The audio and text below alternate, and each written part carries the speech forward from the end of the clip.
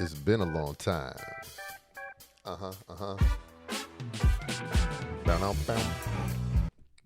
Welcome to episode 6 of Sorry for My Language. Yeah, this is actually a celebratory edition. And there's several reasons that we'll get to. Just follow along. We're entering the holiday weekend, and that gives us everybody a sense for belonging.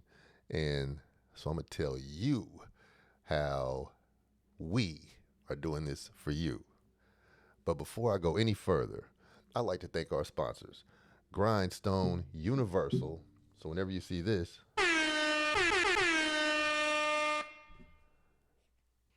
you know you're rolling with a brand you can trust. Yeah.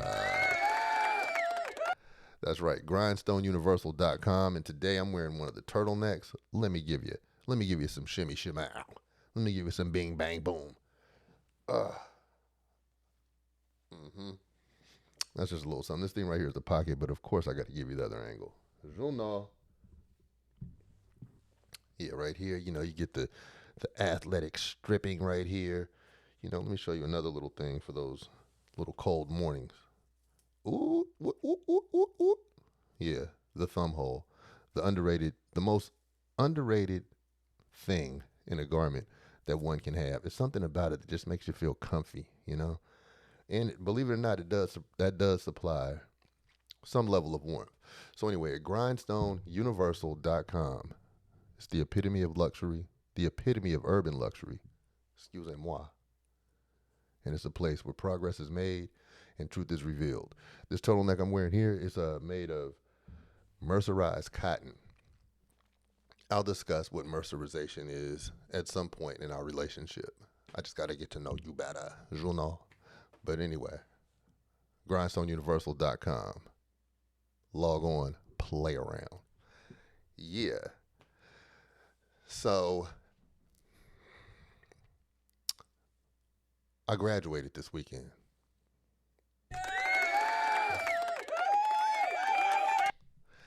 Now, by the definition of the word graduation, a graduation is an incremental leap or growth in something.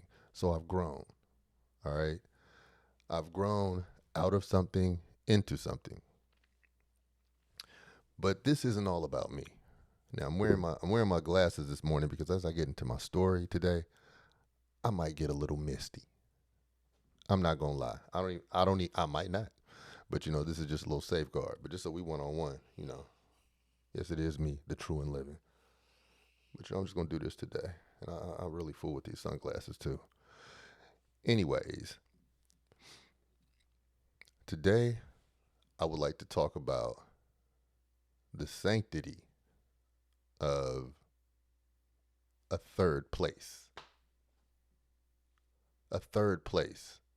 Now, what I mean by a third place is a place where you find commonality and safety with someone outside of your home or outside of your workplace.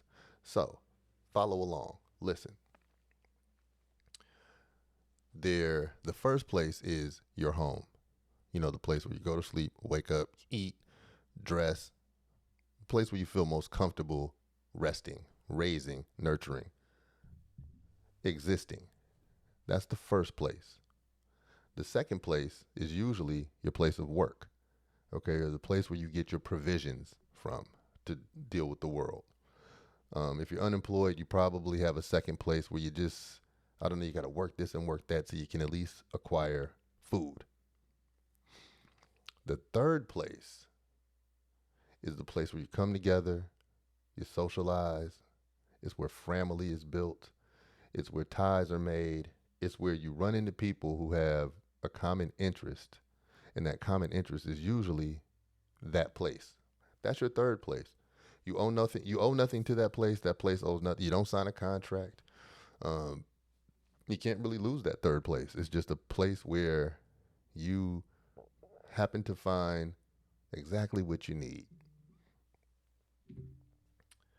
Now let's go by the definition given to us in um, the new Webster's Dictionary. I always hit the wrong button. Rewind. Rank. The new Webster's Dictionary. Wikipedia. Let's see what Wikipedia has to say about third places. In sociology, the third place refers to the social surroundings that are separate from the two usual social environments of home and the workplace. Examples of third place include churches, cafes. I cannot see with these glasses on. Hold on, Chage. I can't see, but I can see clearly now. Cafes, bars, clubs, libraries, gyms, bookstores, hacker spaces, stoops, parks, theaters. Well, you get the idea, right? The places where you choose to go hang out and the people who are there are there. The people frequent that place because they like to, not because they have to, unlike the first two places. Hope you're drinking your water too, by the way. Mm. I got that oil of oregano in there today too.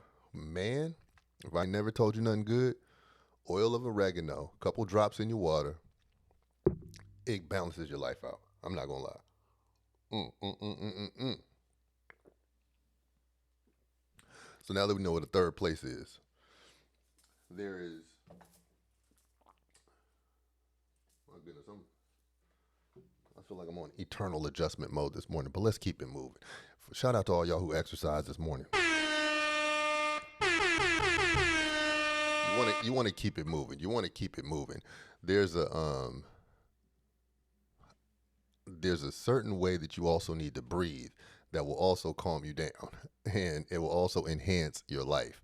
But we're going to get into that as we get into all this holistic healing. And right now we're talking about the holistic healing of the third place. Now, the graduation that I was speaking of that I went through this past weekend is we had the final installation of this wonderful, wonderful thing at the Grindstone Peace in the Air location in Washington, D.C., called the Silent Disco. And the reason why it was the last installation of it is because we're moving out of that space. That space was it was a jewel for us. It was just a wonderful thing for the community. It was a place where we found so many new friends that we never knew were born. Um, Man, shout out to Hiatus Coyote. For those of you who don't know who Hiatus Coyote is, they have a new album out, and I cannot remember the name of their new album, but it's a white cover with a blue figure on it, and they have this song called "Making Friends," and they say, "You don't make friends, you recognize them." Do no no no, boom boom boom boom. Do no no no. Do no no no no no no. You don't make friends, you recognize them. Now I'm no singer, okay, but it's something about the magnetism of kindred spirits. It's something about that, and you find these gathering at third places and at Peace in the Air and Grindstone, which is two places combined in one. If you're in the Washington D.C., Maryland, Virginia area, go to peaceintheair.com. Go ahead, place your order. Go ahead, just place that order. You'll see what my chop bought. Peaceintheair.com. If you're in the Washington D.C., Maryland, Virginia area, also known as the DMV. So anyway, we created this thing called the Silent Disco. Let me not take the credit for it. My man Sir EU created the Silent Disco. It was made out of it was born out of the rebellious nature of our inability to do something at a neighboring space. And he just said, you know what, I'm going to do this every weekend until it pops. And my goodness, did it pop. And we had the idea for a silent disco for smaller parties that we were doing and smaller little things that were more like events, but not like a normal installation. Now, I'm an artist. I want you to keep following me though. Like I know I skip around, but it's all triangulating to the same spot. I'm an artist. I could give you a pen. I can show you what kind of paper I use. I could give you a graphite, the graphites that I use. I could give you the charcoal pencils that I use, all that. And I can say, this is what I use. More than likely, you won't be able to create the picture I create. Okay, so we had a silent disco and numerous DJs DJing at once. All right. That's the general sauce. Okay. Now the experience, that's where we come in with our uniqueness. But we created something that became a third place for the party goers. And I really don't know where to start, so I guess I can't lose. But, let's just do this. A lot of people need this, like click your heels. What was it? There's no place like home. There's no place like home. There's no place like home. And that's what the third place represents to a lot of people. Man, I'm going to slow down. And I'm going to try not to mouth breathe. Matter of fact, I don't want any of you all mouth breathing today either, because like I was about to say earlier, in one of my other third places, which I will mention repeatedly throughout our relationship, I learned this weekend the difference between, really the scientific difference between mouth breathing and nose breathing, like, and so what happens, and this is a 100% sidebar, but it's in your life. I want you to close your mouth right now and nose breathe and don't mouth breathe. Please don't mouth breathe as you watch my podcast or my show. Close your mouth. And when you take air in, and take it into your nose, it travels up these nerves, boom, and it activates the parasympathetic nervous system. That's responsible for rest and restoration. We all need to rest and be restored. You can rest while just existing, standing up, okay? When you mouth breathe,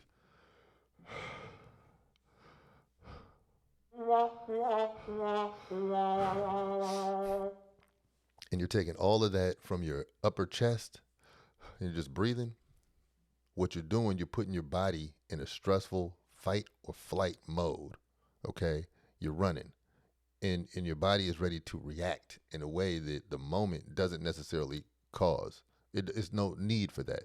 So when you mouth breathe, you generally raise your blood pressure, and you generally create cortisol in your body, which will end up hardening your arteries and killing you. And that's just because you got your mouth open. So when I'm talking, close your damn mouth and listen. But for real. Okay, so back to the lecture at hand. The place that Peace in the Air, Grindstone came together to create with me and my man's Sir EU, we created a place where you could find comfort. And now I will start with saying that we generally operate as underdogs. He and I specifically. And shout out to Tom Brady. Me, him, and Tom Brady, we really operate as underdogs. Tom Brady always acted like he was a 6th-round pick. And I think that was what he was picked. But he always acts like he was overlooked. So he prepares and he goes hard when he shows up. And it's kind of like a gift of not being given favor, in your desired field. So when we show up for sure, and we do it all the way. If we say we're going to do it, we're going to do it. And I remember at the last store that we had, it was on T Street, and right across from the Howard Theater, the historic Howard Theater. It was a space that we were creating, and we generally said it's to make comfortable people uncomfortable, and to make uncomfortable people feel at home, which is another way of saying a third space, a third place. But I don't necessarily want comfortable people to feel uncomfortable, but I mean comfortable people in terms of the tastemakers. You know, the tastemakers get in the way. I can't stand when somebody is called a tastemaker and then they wear that crown, because then usually they get corporatized, and then the taste that they're leading you to is generally bad taste. It's whack. It's warmed over. It's ice spice. It's Coca Cola. It's just some bullshit. And I just don't think that we need to be led by these people who are self-proclaimed, not even self-proclaimed, but who are corporately proclaimed tastemakers. They're not leading you to a good place. Now, I'll be a tastemaker for water with oregano oil in it, and it tastes good too. But anyway, when we want to make comfortable people comfortable or uncomfortable, we're talking about industry comfort. Industry comfort. People who have found. My man used to always say, "Oh, you think you're just gonna sit back and put your thumbs and your suspenders on me, huh?" When people sit back and they really be feeling themselves like, "Oh yeah, he just gonna sit back and put his thumbs in his suspenders and talk down on me." That's what I mean when I'm saying comfortable people. We don't fuck with y'all, okay? Sorry for my language, but that's real facts. We don't. And we're here to make homes for people who belong, but who have been ostracized by the, I'll say the financial pitfalls of suburbia. And what happens when suburbia enters a urban community or a place like around a business district or a city, what you usually have are inorganic, um, invisible walls built, and they call those places of social benefit. Now, I hope the DC government is listening to me, because in Washington, DC, you have all these people. You have this high cost of living, and you don't have enough third places. Is I'm lying? No, I'm not.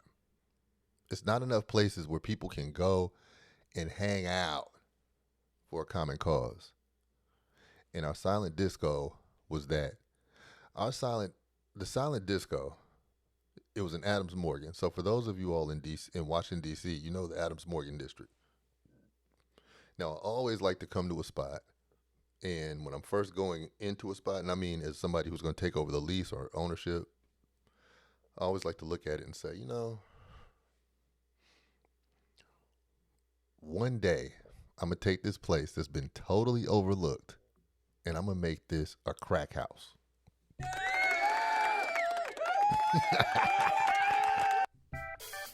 Yeah. Boogie boogie. Oh, the party didn't want to stop. Now, when I say a crack house, I'm not talking about drugs. Mm-mm. But I want the addiction to be the same. A place that was totally overlooked. I'm going to do something in that joint that's going to make you say, man, that's my shit. And I want you to attach to it. I want you to attach to it sentimentally. I want your dopamine to be sparked, but I also want your heart to be settled. And that, to me, is the challenge. Now, I figure if you get the trust and you get the goodwill of the people and you operate in goodwill, then the money will show up. Okay, you don't have to worry about the money. You have to count the money when it shows up. You have to make a plan, but you have to be consistent in creating the trust and the branding. And when I say the branding, I just don't mean the logo. I mean, be consistently what you are and what you say you are. And that is the brand. You could call it whatever you want. You could call it something wacky like Pepsi. You call it some old shit like Reebok. But just be whatever you are consistently, and it creates an emotional tie.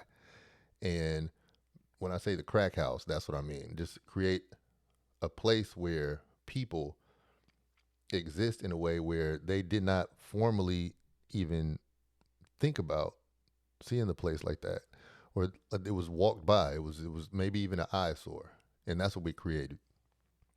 Now the now the general audience of the silent disco, I'll say it was between Uh, 25 and 34. I'm gonna say that's like the median range. However, that joint would go above 50 years old, and it would be, I'm sure it's probably somebody there on their 21st birthday. So it was just a place where everybody found commonalities. In the summer, we would have tacos set up. We would sell tacos outside. We would have the DJs outside, 3 DJs at a time. This shit was fucking epic, and it was beautiful. I noticed, I saw a lot of people go in that place and they found their voice. They found their voice as a creative person. You know, in the crossroads of life, you try to decide, man, am I going to be like everybody else, or am I going to be who I truly am? And when you grow up and you like cross that, whatever that barrier in your 20s, a lot of the times, like, you know, that from young adulthood to adulthood, or boy to man, girl to woman, you have to address some stuff because you got to do some shit in real life. And I saw people find themselves as artists there, whether it was a MC rapping, or somebody who really knew how to command control of a crowd as a DJ, but they never had nowhere to do it. They were they were live as hell in their own mind. They never knew how to get busy. And from the point we've started until fast forward now, a year and a half later, they are official. They can go places. They have a resume with us, and they have confidence, which is the best resume piece of all. They believe in themselves. That place fostered the belief without judgment. People showed up to groove. It was almost like a house party in a commercial space, and it was a silent fucking disco. So the people upstairs never even tripped off of it. If anything, they came and had fun with this. It was a silent disco.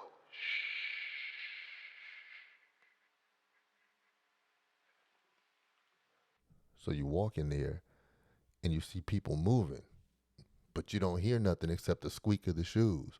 Or maybe occasionally you might hear somebody over there singing a song. And you could see the people, um, man, you could see the people shaking off the weight of the day or the weight of the week. It didn't matter, you know.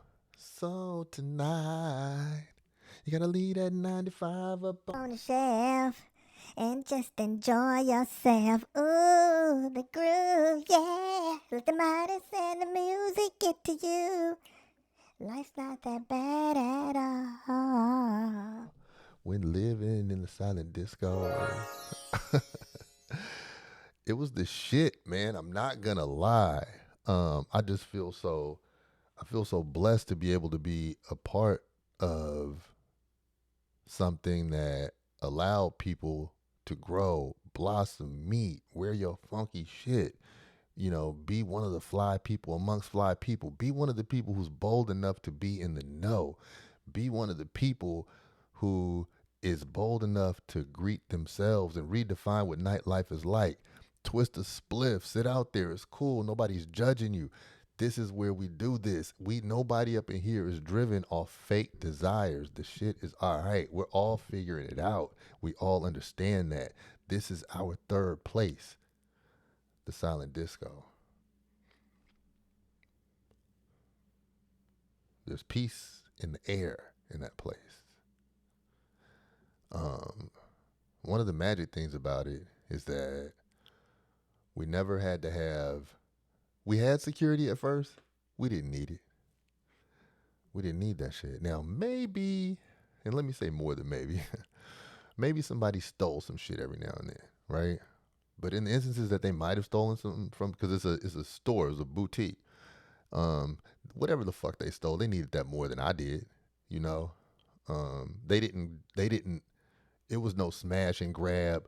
It was no backpack stuffing. It was no bullshit like that. Like maybe you needed that hat, you know, or maybe you needed an ounce of weed, or whatever the fuck you might have stole. I don't know what you stole. Maybe you didn't steal. Maybe it got misplaced. But theft was not a problem. Violence was not a problem. It wasn't difficult finding love there.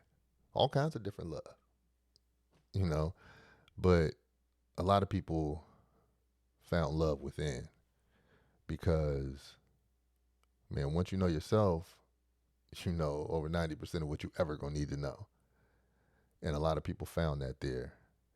And it was an era. And now that that spot has been, now that we've graduated out of that spot, and simply, like I said, simply because the lease was up, and it didn't make sense to play by the terms of like doing another 5-year lease. So that's for everybody who's wondering why Grindstone left the fucking spot in Adams Morgan. Well, number one, retail pretty much sucks. The more Amazon trucks you see, like I say, that's the death of a little retail angel. And you know, that's suburbia fucking shit up again. For real. But it's also the natural pattern of um commercial evolution. So, you know, you really can't be that mad at retail falling off. And I kind of addressed that in the cannabis space, but just in general, retail is something that is you know, it's at risk. But with retail being at risk, fuck it, you need to find places that are safe third spaces or places, because the mall, that used to be a place where people would hang out, and all we had in common was really proximity to the mall, you know. And then maybe, you know, you holler at some girls or whatever, you might buy a little something, but going to the mall wasn't about obtaining things, it was about being somewhere, being in a cool place. Now, yeah, that was years and years ago. I don't know if anybody goes to the mall um, and and fucks around now, you know, outside of the elder people who go out there and walk 5 miles around the mall. But you know, we need these places. We need somewhere where you have no obligations and you can connect with people. We need that. Otherwise, you have incels. You know, you just have people sitting in front of computer screens, sitting in their phone, spinning these wheels in their head, seeing nobody like them. You know, they talk to themselves in their echo chamber. The same questions, the same answers, the same questions, the same answers, the same shit will drive you insane. But because there was no event that drove you insane, you have to dress it up and you go outside and you act like it's cool. Notice, makeup sales has gone up. Cosmetics are out of here like never before. They've quadrupled, maybe quintupled in what global cosmetic sales are. Because people got to cover that shit up. People got to act like it's sweet. You need places where you can genuinely have fun. And it's not about how many drinks you buy. It's because you are having fun. And part of that fun is not forced fun. If you're sitting chilling, nobody has to ask you what's wrong. You might need a moment. We provided that. We did something. It was a job well done. I really, for all of you all who have ever walked by, seen the crowd outside. I mean, we had a motherfucking crowd outside. One of the things, man, hold up, man. I made a decision. Enough is enough. It's showtime.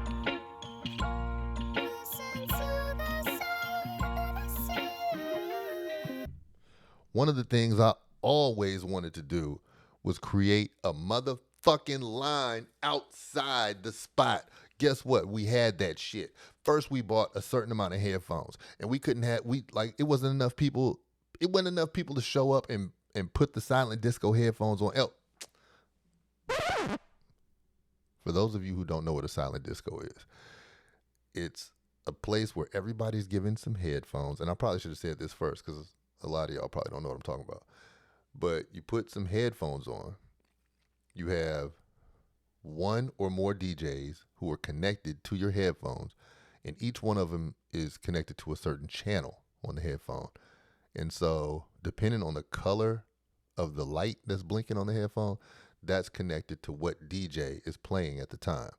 So you can switch to green, and that's so-and-so playing over there. You can switch to blue, and that's so-and-so. Switch to red, and that's so-and-so. And so you get to experience like 3 DJs or more, like really going in, fucking it up. 3 DJs fucking it up at the same time, and you in your shit. Different styles. Nobody can hear anybody else's shit, but you can relate to what's going on because I could look over there and then I can see the color, right? And I'm like, damn, they grooving like shit. Let me, what they listening to? What they listening to? So like, it's just some super cool ass shit where you really hone in on one of your senses. Like you really like, oh shit, I'm really experiencing this. When most places you go, they'll remove your senses from you and kind of drone you out, you know, and so you'll just be like a function of a predictability in a party, and then you get kind of pasteurized into this like what a outdoor experience is like, what a club is like, what a whatever's like, because you're all doing the same shit because you've been programmed the same way, and the DJ's playing the same fucking song that you probably heard on the radio coming over there, you know. So not to shit on club life like that, but our shit was better. hmm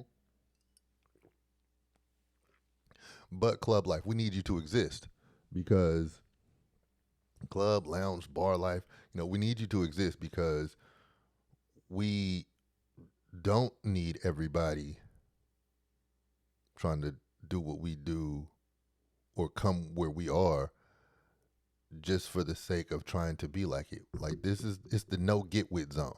Like don't get with it just because it is popular and popping. Get with it because you're really bringing your heart and your soul and your fun and your vibe, and then you really need it. Poke your face in, you know, so you could get poke your face in. Pause. Poke your face in the door, you know, so you can see what, you know, what the cool people are doing and talking about and how we're living and existing.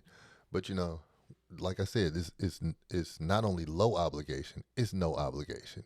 You come into your third place and you stay there and you return because there's love there, because there's expression there, because on some level there's a social safety there. And believe it or not, a lot of people don't have safe places. Um, I want people to find a third place, whether it's a church, whether it's a gym, whether it's you know, you come fuck with us at the silent disco or at any other event we might have, or you find your own thing.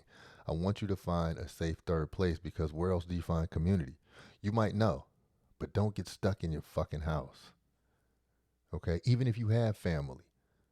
Nah, because that family in that house needs you to be a well-rounded, socially healthy person. Okay? Fully like understand that. Even if you have a good workplace that provides, you still need to get your rocks off. You still need to see people who are like you. You still need to see a place where you can exhale, where you can dance, where you can shout, where you can be quiet, and it won't be held against you financially, and it won't be held against you for some type of responsibility. Find your third place. The city just needs everything's a fucking money grab, everything's a sponsorship, everything sucks.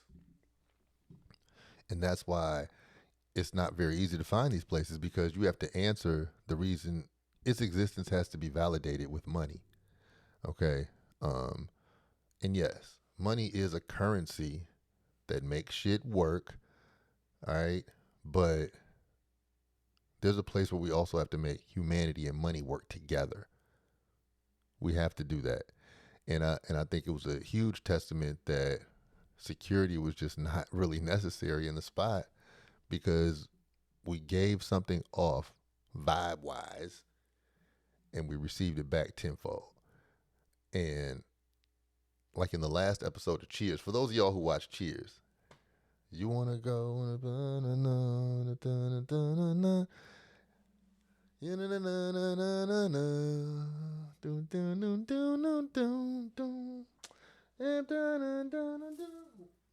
where everybody knows your name. Boom, boom, boom, boom. And they're always glad you came. Boom, boom. You want to see what plate them did? Wait, what the fuck? How did I forget the words of Cheers? Hey, go look up the Cheers Let me get these out of my hand.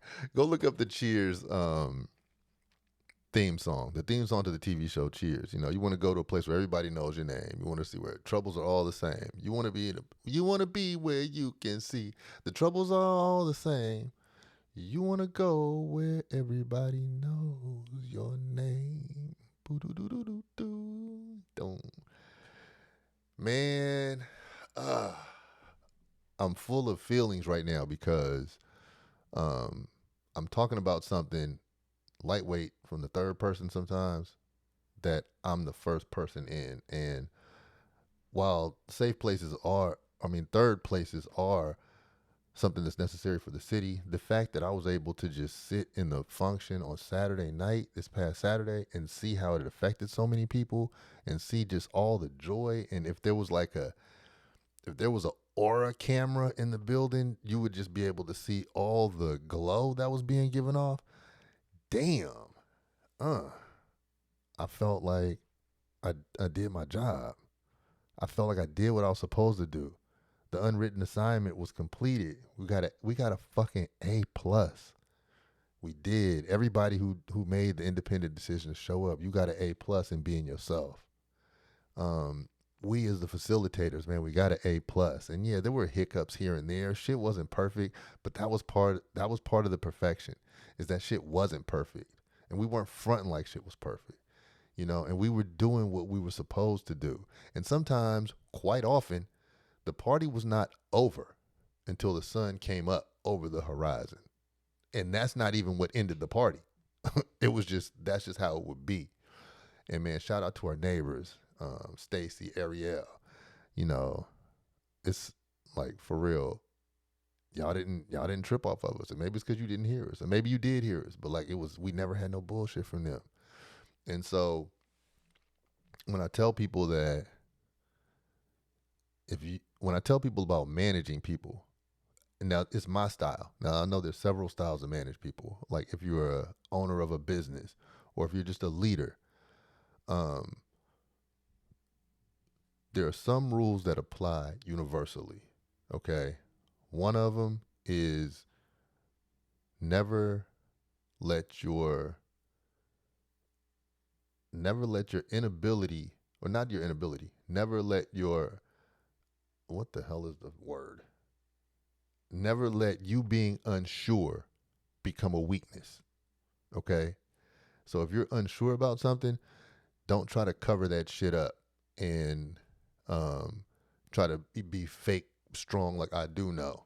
Or, and also don't let you not knowing something, don't let that, don't let that break you and don't, tailspin and break down and shit. Like that's one of the universal principles of leading people. Like people who are looking to you for leadership don't need to be wiping your motherfucking tears. That ain't how leadership works. Okay. But one thing that really does work, and I feel is necessary in team building, to make something happen like we've created, I feel like you need to really listen and observe, number one, the people who you are leading, so you know who they are and how to approach it. Then you need to understand if they're actually fit to do supreme work in the situation provided. Now, if they are fit to do supreme work in the situation provided, then it's up to you as the leader to roll out the template that allows them to blossom without you holding their motherfucking hands.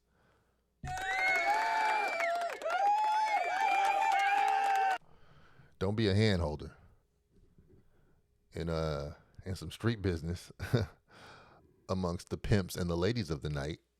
And I don't know how this name came about, but you know, if a pimp has a prostitute and then she needs him to do everything for her, like take me here, show me this, take me here, show me this. Now he has what he's supposed to do, and she got to activate and do her thing. That's called Mexican pimping, and I don't know why it's called Mexican pimping, but it's not like the good pimping, and I have no idea. Man, shout out to my Mexican partners. Y'all got to address the street on why they call that Mexican pimping. No idea, but You don't want to have to be Mexican pimping some people who you're with. You don't want to be pimping them either. You want to be facilitating. But I'm just saying, you don't want to be helicopter parent. We don't need no more helicopter moms. We don't need no more helicopter dads. You know, we really, really don't. We don't need the things that handicap people when we believe that we're supposed to be nurturing them. Because ideally, you want to set a stage for people so they can create something as you take care of them that will in turn come back and allow them to take care of you. Then you want that to branch out to the community so the several arms of the community that you touch will be able to come back and take care of itself. See, a lot of people are always worried about, where's mine? I want mine. I want mine. Y'all are mouth breathing. I'll say it like that. A lot of the times, you mouth breathers are only worried about what you can get out of it. You live in a state of animalistic fear all the time. Man, where's mine? It's leaving me. I can't get that. What am I gonna do? What did they take from me? And you're always worried about that, and that stops you from being able to give. You know, you can't serve two gods. There's no way you can serve this God of fear. There's no way you can serve this God of emptiness and also serve the God of love and also serve the God of abundance. You can't do that. Why? Because you're mouth breathing. you you are mouth breathing. And that's stopping you. It's a mind state. It's a soul state.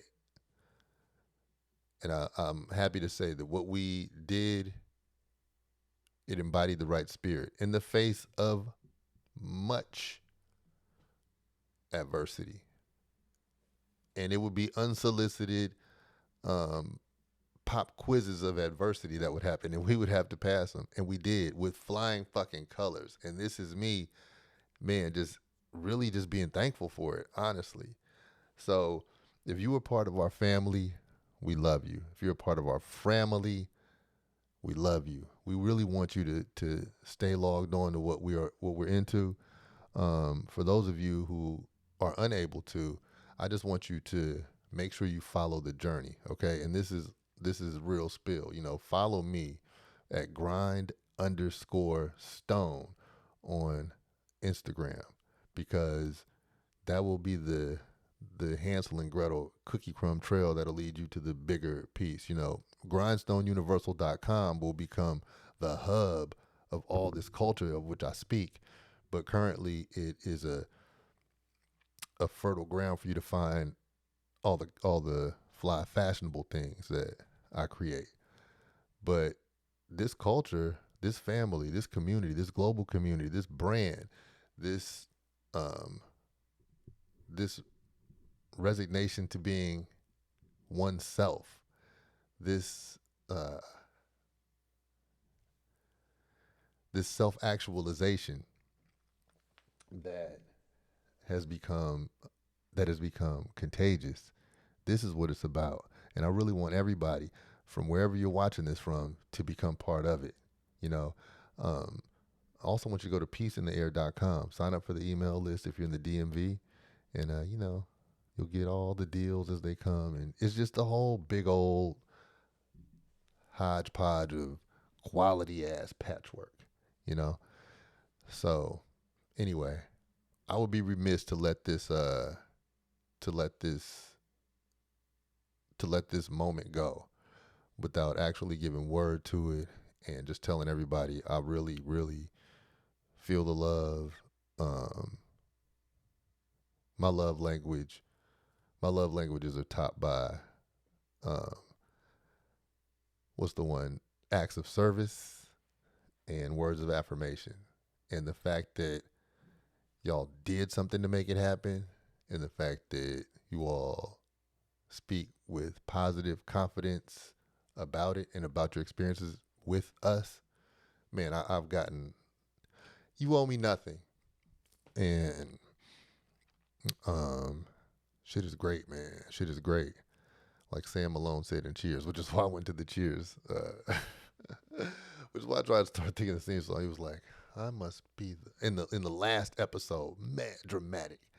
Go look up the last scene of Cheers. But he's in the bar alone. He's walking around dusting off shit, and he's like, I must be the luckiest son of a bitch in the world. And that's how I feel. I'm just, I'm glad this life chose me.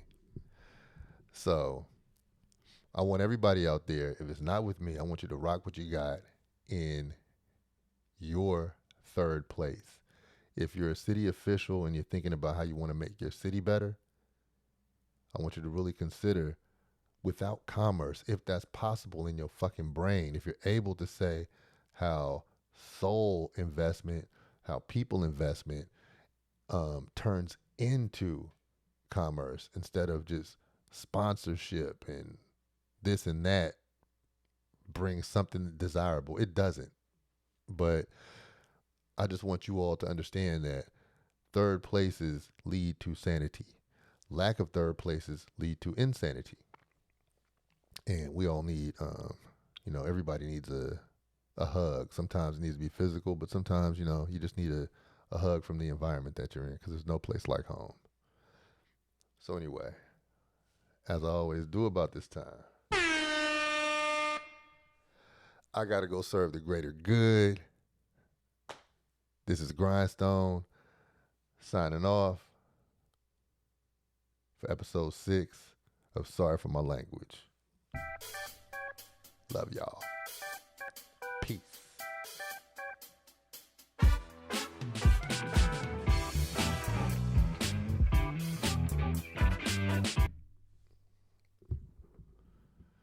I am the archangel, just a civilian in Hades. Only need one buffoozle chase 1 million ladies.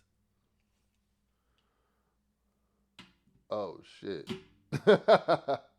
What the fuck? I didn't even stop it.